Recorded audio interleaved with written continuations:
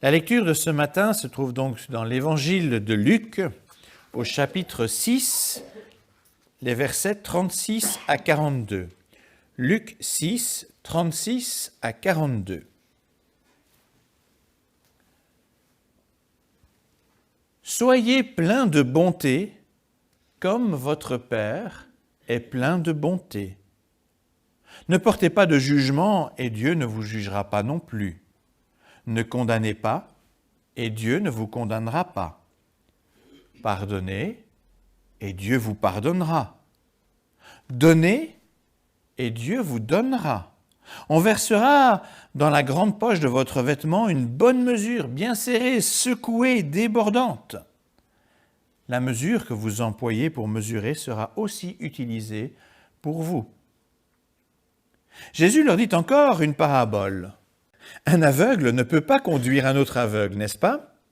Sinon, ils tomberont tous les deux dans un trou. Aucun disciple n'est supérieur à son maître, mais tout disciple bien formé sera comme son maître. Pourquoi regardes-tu le brin de paille qui est dans l'œil de ton frère ou de ta sœur, alors que tu ne remarques pas la poutre qui est dans ton œil? Comment peux-tu dire à ton frère ou à ta sœur « Laisse-moi enlever cette paille qui est dans ton œil, toi qui ne vois même pas la poutre qui est dans le tien ?» Hypocrite, enlève d'abord la poutre de ton œil et alors tu verras assez clair pour enlever la paille de l'œil de ton frère ou de ta sœur. Avant de commencer le culte, il y a quelqu'un qui m'a demandé si on allait faire de la soupe aujourd'hui. Alors plutôt petit pois ou potiron? À cette question, on pourrait répondre, ça dépend du plat. Parfois, on peut préférer des petits pois, et à d'autres moments, on préfère le potiron. À l'aide de cette petite illustration, et à partir de l'extrait des paroles de Jésus que nous venons de lire dans l'évangile de Luc, je souhaite nous encourager à bien choisir le bon ingrédient dans notre vie de foi. Même s'il forme un tout, ce texte que nous avons entendu peut se diviser en deux parties qui vont, selon l'angle de vue que l'on va aborder, et des situations, deux parties qui vont aborder vraiment des angles de vue différents et des situations différentes. Trop souvent, en fait, nous nous montrons mauvais cuisiniers en choisissant le mauvais légume pour telle ou telle situation, alors que l'autre légume serait sans doute plus approprié. On n'est pas chez Top Chef, etc. Mais il faut reconnaître que du point de vue de la foi, parfois, on se trompe un petit peu d'ingrédients aussi. Et Jésus veut nous aider à préparer un plat succulent qui donne à notre vie de foi de la saveur, une bonne saveur. Alors commençons directement avec la première partie qui concerne les versets 36 à 38. On y retrouve deux relations distinctes. D'abord, la relation entre Dieu et nous. Ensuite, la relation entre nous et les autres. Or, Jésus propose un parallélisme. Je sais bien qu'ils sont perpendiculaires au départ, mais on va les ramener au parallélisme. Jésus nous propose un parallélisme très marqué entre les deux. Il nous explique la nécessité d'un lien fort entre ces deux types de relations. Mais pour faciliter les explications, concentrons-nous d'abord sur la relation entre nous et Dieu, et dans un deuxième temps, sur les relations entre nous et les autres. Donc pour commencer, Jésus met en avant ce qui est premier. Votre Père est plein de bonté. C'est le point de départ. Jésus décrit un état de fait, un état d'esprit chez le Père qui ne dépend d'aucun élément externe. La bonté de Dieu heureusement, ne dépend pas de nous.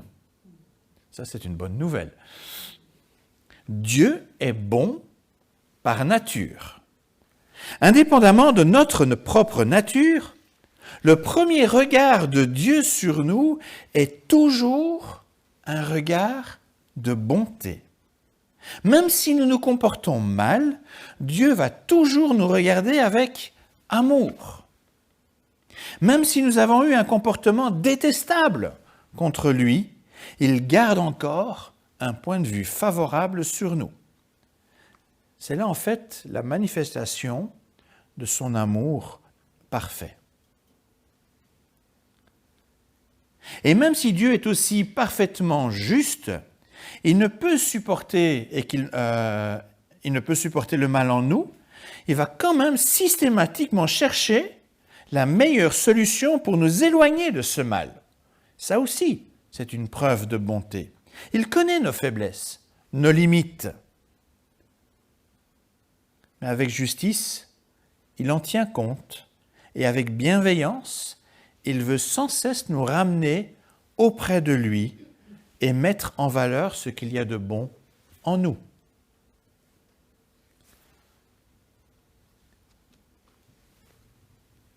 Si nous ne comprenons pas la profondeur de cette bonté de Dieu à notre égard, la profondeur de son amour, nous ne pouvons pas comprendre la suite du passage.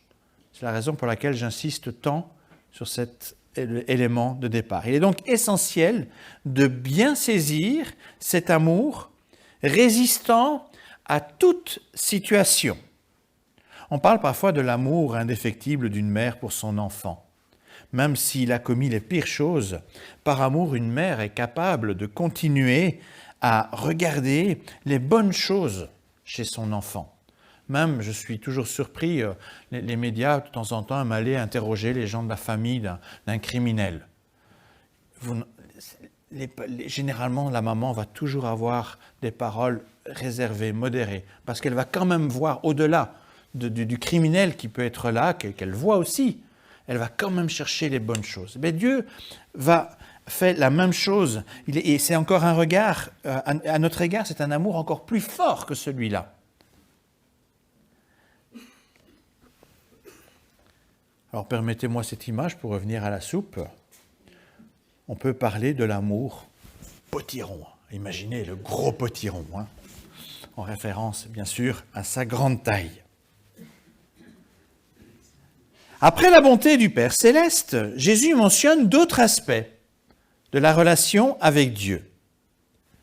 Un Dieu qui ne juge pas, un Dieu qui ne condamne pas, un Dieu qui pardonne, un Dieu qui donne en abondance pour nos besoins quotidiens. Ici, le texte illustre cette abondance en prenant l'image du vêtement. Vous devez imaginer ces vêtements plutôt en pièces de tissu, donc on peut les ouvrir et ça forme une poche. Et on dit, on secoue, c'est pour bien tasser, on appuie et on fait déborder, de façon à dire, il y a vraiment beaucoup. Et ce qu'il y a dedans, ce sont du grain pour faire du pain. Donc on parle vraiment des choses essentielles. Dieu veut vraiment donner en abondance, le maximum possible.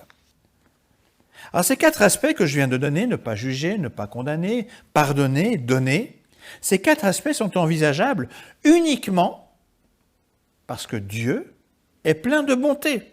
Si Dieu n'est pas plein de bonté, vous n'auriez pas ça. Toutefois, ces éléments sont quand même conditionnés à notre propre comportement à l'égard des autres. La bonté de Dieu n'est pas conditionnée, mais ces 4 éléments dans le texte sont conditionnés à notre attitude. Cela m'amène donc au deuxième sous-point, notre relation aux autres. Tout comme le Père céleste se montre plein de bonté à notre égard, Jésus nous invite à construire nos relations mutuelles sur la bonté. C'est la bonté du Père qui doit motiver la bonté chez nous. Il s'agit d'une bonté qui nous poussera à voir le meilleur chez l'autre avant de voir les problèmes, avant de voir les soucis. C'est une révolution, vous savez, dire cela, le vivre. Le jour où on pourra vraiment voir chez l'autre d'abord les aspects positifs avant de voir les défauts, alors là, je peux vous dire que l'Église, elle se porterait tellement mieux. Et cette bienveillance apparaît concrètement, ce n'est pas pour rien que Jésus a cité ces 4 éléments, dans les 4 éléments qu'il a cités, que je viens de vous citer à l'égard pour Dieu, mais il nous demande concrètement de vivre cela à l'égard des uns et des autres. Ce sera notre manière à nous aussi d'exprimer cette bonté que Dieu veut pour nous. Donc premièrement, ne pas juger. Évidemment, ça ne signifie pas qu'il faut tout accepter et renier nos valeurs ou notre éthique chrétienne. Il n'est pas question de ça ici. Il faut bien se rendre compte qu'il existe d'autres passages bibliques qui parlent d'un jugement à émettre. Donc il faut prendre l'ensemble de ces textes pour avoir une vision juste. Ce que Jésus a ici en tête, c'est l'esprit de jugement, cette critique facile que l'on peut avoir, ces jugements trop rapides et faciles qu'on se permet sans vraiment bien connaître la situation de l'autre. Et cela entraîne en fait très vite des mauvaises critiques et de la médisance.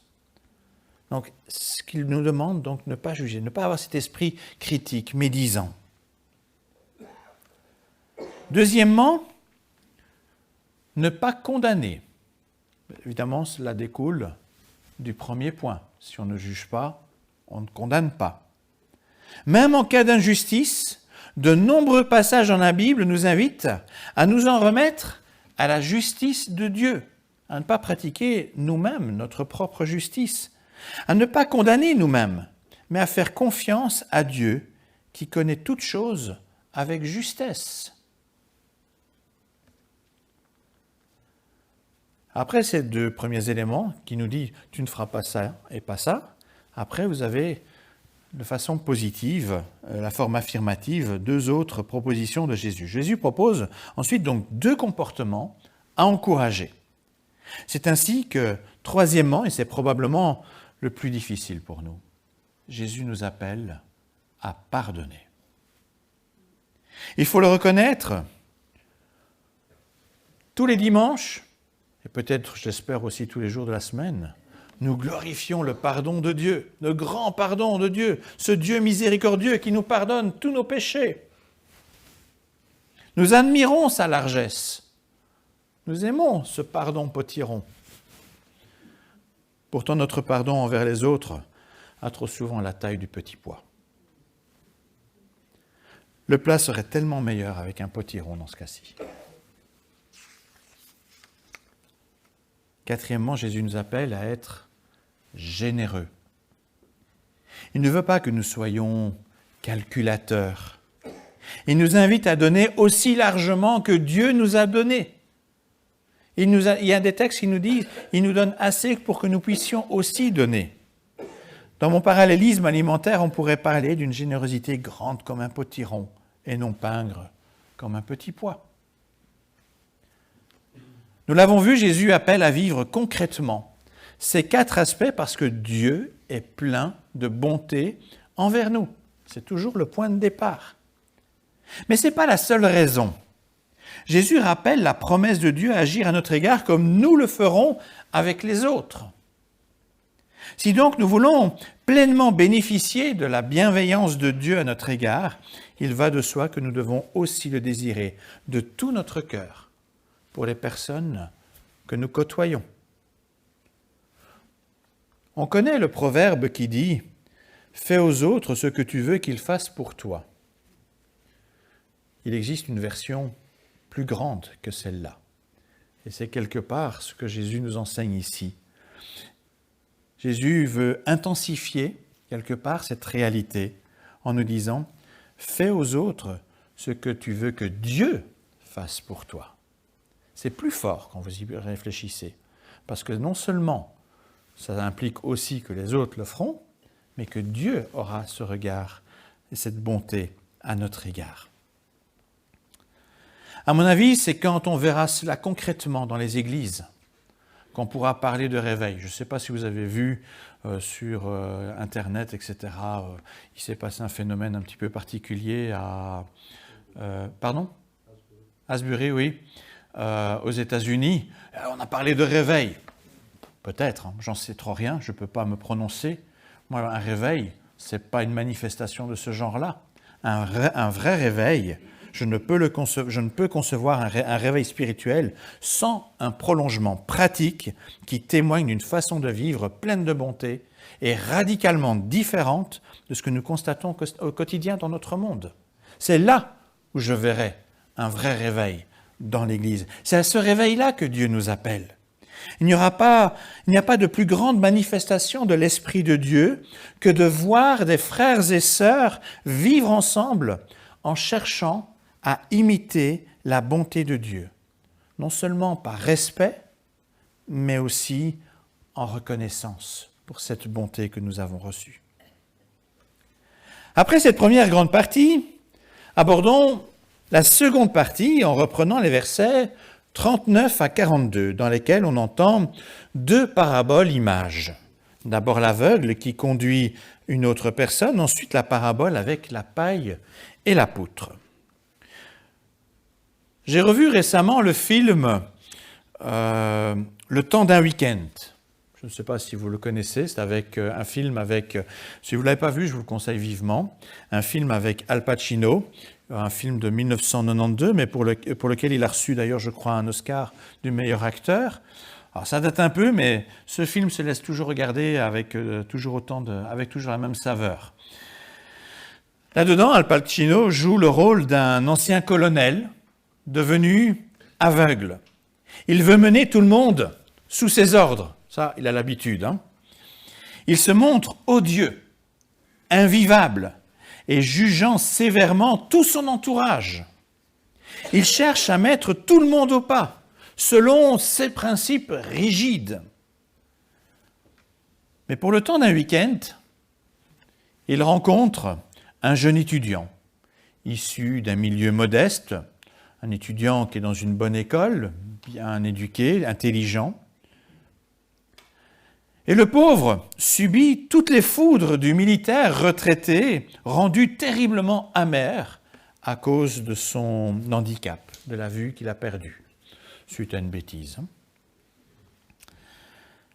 Le moindre défaut est utilisé par ce militaire pour dénigrer et mettre mal à l'aise l'étudiant. Tout aveugle qu'il soit, il pousse le jeune homme dans des situations extrêmes où leurs vies sont en danger. Il va jusqu'à conduire une voiture sans rien voir, pour vous dire. Mais je ne dis pas plus parce que sinon je vais vous spolier le film.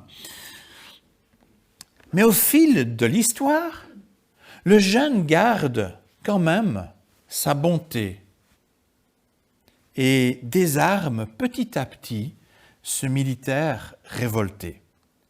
Le film est particulièrement poignant parce qu'il se termine avec vraiment la métamorphose de ce vieux militaire grincheux, au point qu'il devient capable à son tour d'offrir un amour sincère et capable de se laisser accompagner.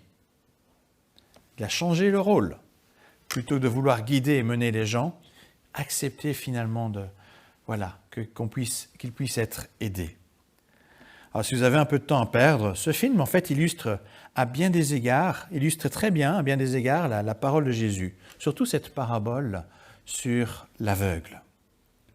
Mais reprenons le développement où je l'ai brièvement laissé. Rassurez-vous, c'est une parenthèse contrôlée. La seconde partie n'est pas évidemment sans rapport avec la première partie. Elle prolonge dans un cadre particulier, dans un rapport plus spécifique qui implique une certaine autorité spirituelle, un rapport où il est question d'autorité spirituelle. Jésus s'adresse à la fois aux responsables religieux de son temps, mais aussi à la foule qui l'entoure. Pour tenir compte de ce double public, je vais dès lors à nouveau subdiviser cette partie en deux sous-points. Je commence par m'adresser plus spécifiquement à celles et ceux qui ont une certaine autorité spirituelle dans le monde chrétien. Et les pasteurs n'y échappent évidemment pas.